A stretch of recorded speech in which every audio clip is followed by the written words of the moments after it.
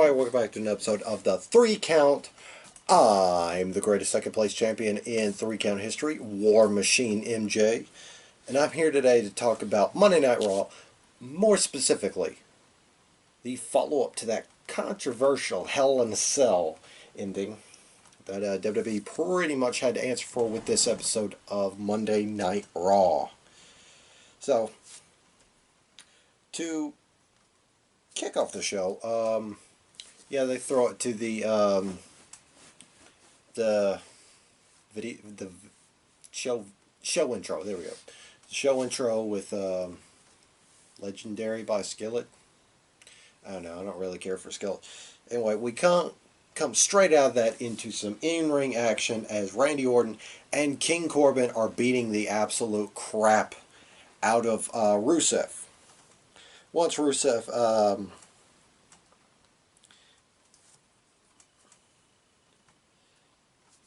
once Rusev finally got the two of them off of him, he was greeted up on the Titantron by one Booty Lashley, who we're calling him Booty Lashley because, well, he's tapping somebody else's booty like a party keg.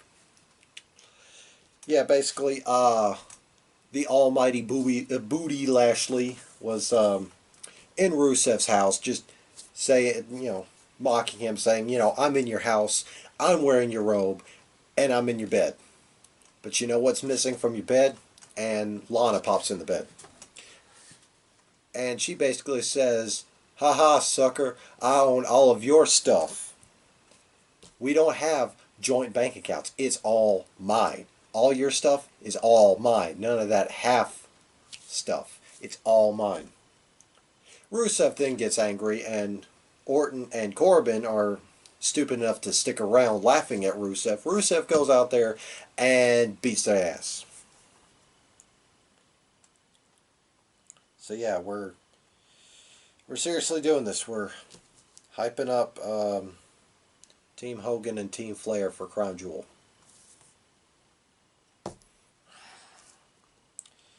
Next, we had the last woman standing match. They gave this match a ton of time. I think we had like 3 or 4 commercial breaks worth of time in this match. Anyway, it was between Natalya and Lacey Evans for them to face off for the final time. The third final time that we got. Anyway, this was a fun match. A lot of the match was mostly Natalya popping up at the 8 or 9 count. Just even in the early part of the match, she popped up at 8 or 9. Like there's no drama if you're popping up at every 8 and 9 count. Come on, gotta build some tension. Anyway, there was a neat little spot with a kendo stick where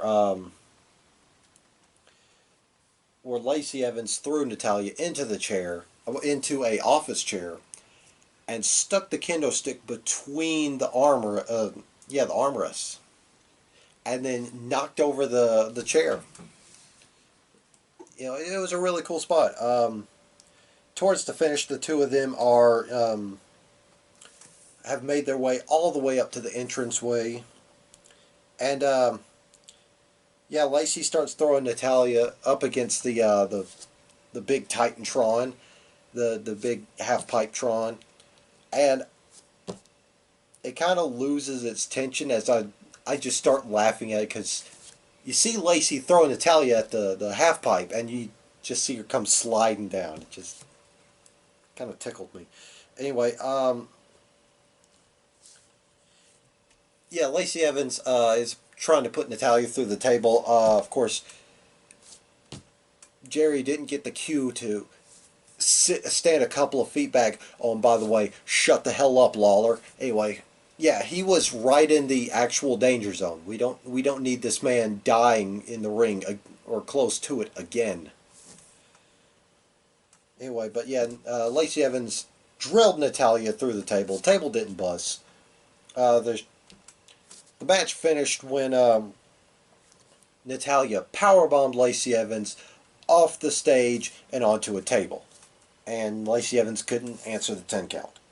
So Natalya finally put this all to bed for, I don't know, give it 2 months and they'll be back at each other's throat on the same brand.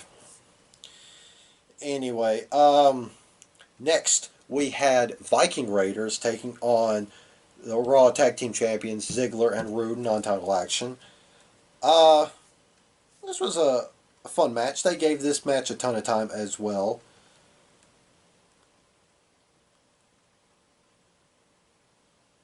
Yeah.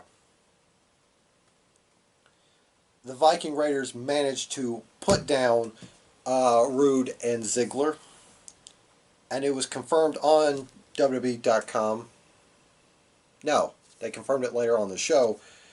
Viking Raiders will get a Raw Tag Team Championship match next week on Raw, the last show of the draft. Uh, I know we haven't talked about it much on the show, but we got yet another AOP video package. We've been getting those in the past several weeks, basically reintroducing AOP and reaffirming their motives.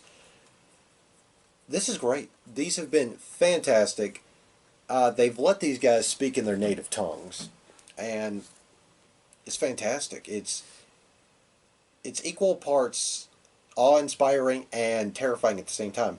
Because in this week's installment, they talked about having to take other people's food to feed their family. I don't know if that's literally or metaphorically, but it's still terrifying.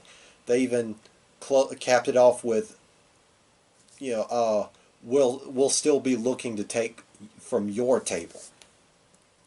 Terrifying stuff. Speaking of terrifying stuff, we had another Aleister Black in his room promo asking people to pick a fight with him. Knock on his door. So we go to commercial. We come back from commercial, and we cut back to his room again. This time he's taking off his nice suit, and he's arguing with the PA. And he's telling the PA, listen, I know how this plays out. I'm going to ask for somebody to knock on my door. Nobody knocks on my door. So I'm going to go to the ring. I'm going to fight somebody. Cut back to the ring, and there's the Singh brothers from 205 Live, which I guess we'll side note it as any point. Got to talk about it on the SmackDown episode. Apparently 205 Live is dead. There was no episode last week. They just replayed the week before. And there's nothing announced for this week's 205. So either they're waiting for the draft to shake everything out, or 205 Live is absorbed into the NXT product.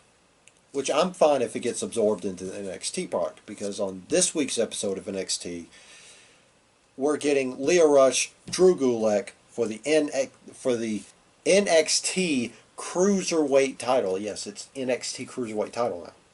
So, anyway, back to this Monday Night Raw.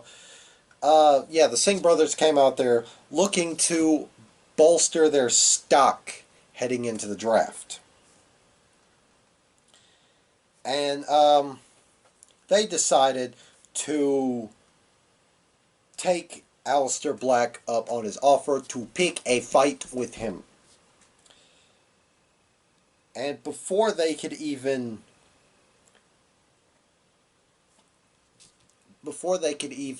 crack wise with the striking man from Amsterdam, Aleister Black put one of the brothers out with a back elbow, or for all of you AEW nuts out there, the Judas effect.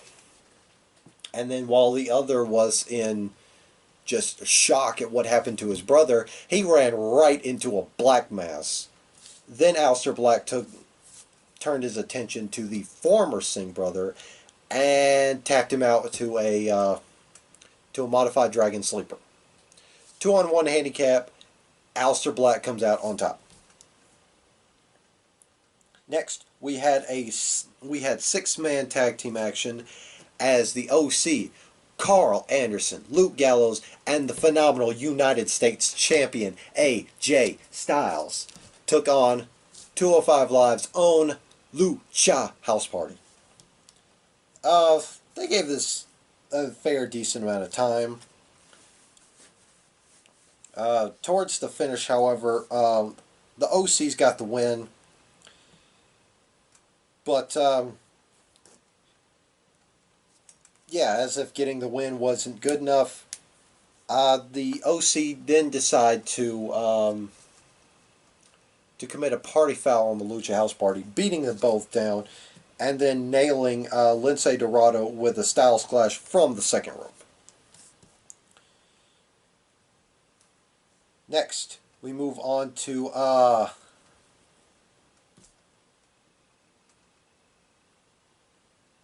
got the wrong picture on here. Anyway, or the wrong thing for it. Anyway, next we had Women's Division Showcase as I'm sorry, dial it back.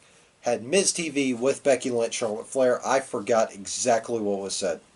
I just remember towards the end of this, Becky and Charlotte got chippy with each other. Where Becky started by saying, "Oh, I see you're holding the belt that I made famous." And then Charlotte basically fired back, well, with, "You made this belt famous? Well, I made you famous." Ooh. Then they were interrupted by the new WWE Women's Tag Team Champions, the Kabuki Warriors, Asuka and Kairi Sane. And what's interesting about this is, granted, I wasn't looking at the screen at the time, started listening to Asuka speaking Japanese. My first thought was, nah, Paige is back. She's gonna translate. Turned to look TV, there was no Paige. They were letting these two well, what's a good term? These talented ladies speak in their native tongue. I love that. Didn't know exactly what they were saying, but I assume they were clowning on the Raw and SmackDown Women's Champions. But yeah, I can dig it because when Asuka speaks, when Asuka speaks in Japanese, it's equally parts. No, don't play. I said don't play. Okay, sorry, a little snafu. Anyway, when Asuka speaks in Japanese, it is equally parts terrifying and admittedly arousing. But yeah, they basically challenged my future ex-wife Becky Lynch and Charlotte Flair to a tag team match where we got this nice little showcase. This was a fun showcase. They're finally doing something with Asuka and Kairi Sane. More Asuka than Kairi Sane, but still. This was fun. They gave it a ton of time. Of course, we were graced with another she'll get there eventually Charlotte Flair moonsault. I'm sorry, once you see an Io Shirai moonsault, everybody else's looks like crap. Especially Charlotte's, who is, eventually she'll hit them. And, it's just... But with Io Shirai, it's like celery. It's crisp. It's like bacon. Crisp.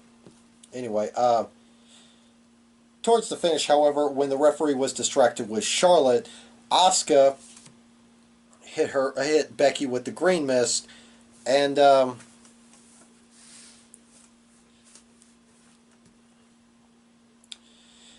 yeah, the WWE Tag Team Champions finally, well, I wouldn't say finally, they did win the belts at Hell in a Cell after all. They got a big win, defeating both the division's leading champions. Next, we got a draft showcase match between two legitimate friends, not friends, as Ricochet, WWE's modern equivalent of a superhero, took on Apollo Crews. It's nice to see Apollo Crews, especially doing what he does best.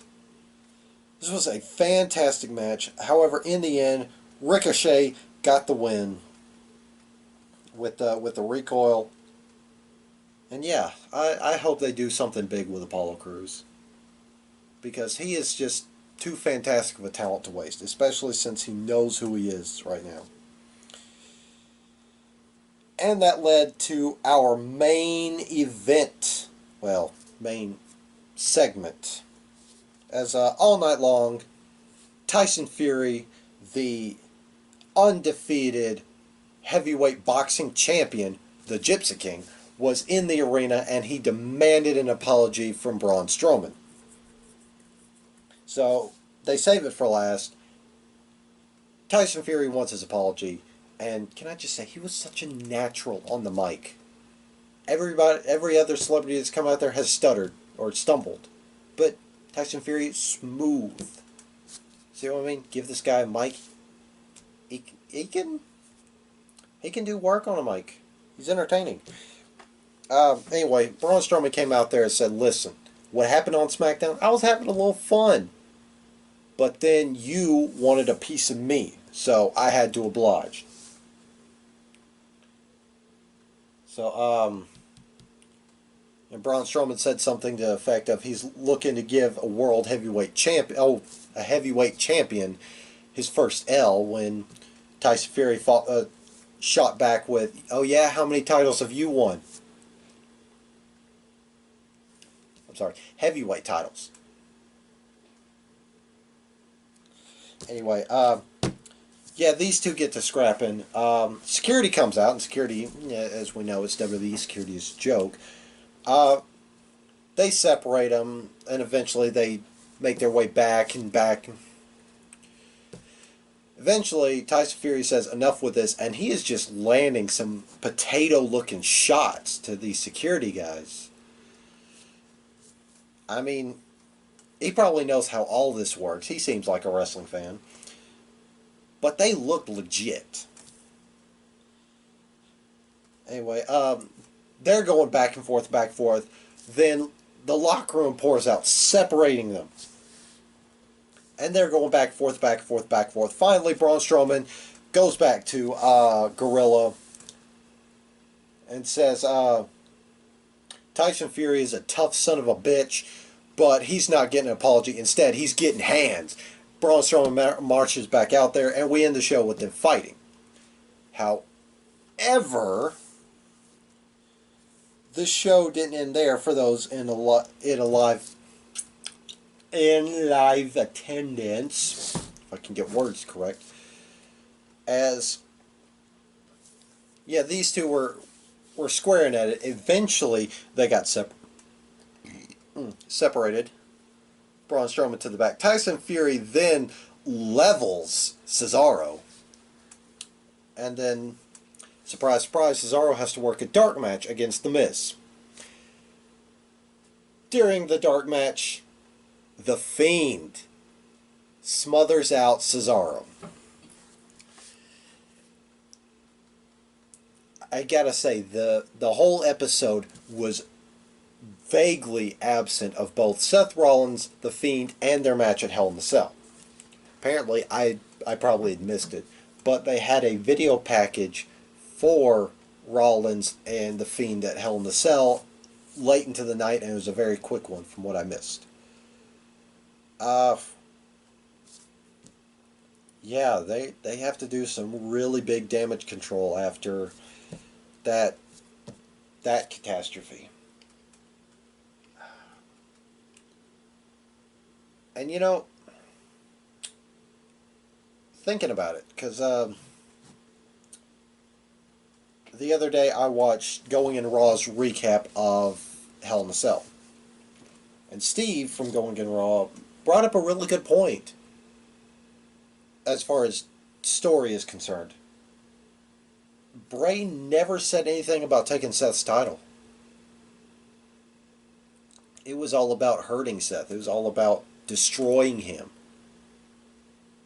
And in a way, on a soul level, on a spiritual level, he kind of destroyed Seth's soul, because, he was the conquering hero, the baby face, Don't do drugs, kids. Drugs are for losers. Winners don't take drugs.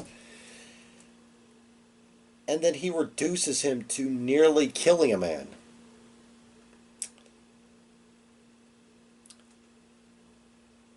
You know, it's the kind of lost the war but won the battle, or lost the battle but haven't lost the war, or something to that extent. Basically, I know it's digging for layers in Jello, and fans, especially that night, weren't caring about subtlety, as you know they chanted stuff like, "This is BS, AEW, we want refunds."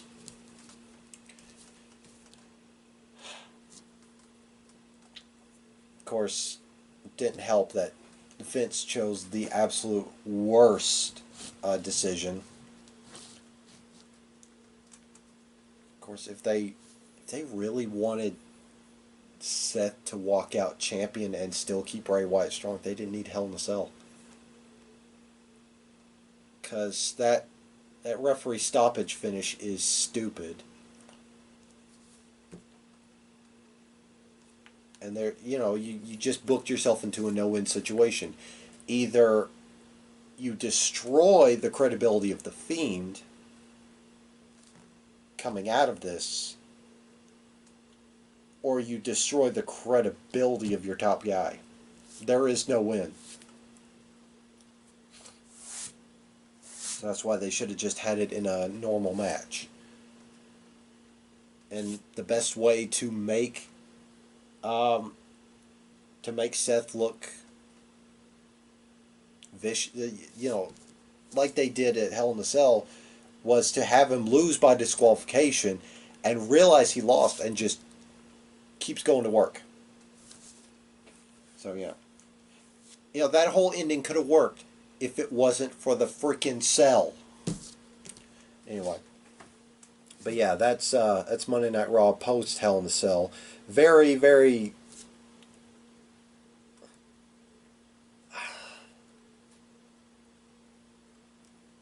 very, it's a hard to describe kind of show. I don't want to say self-conscious.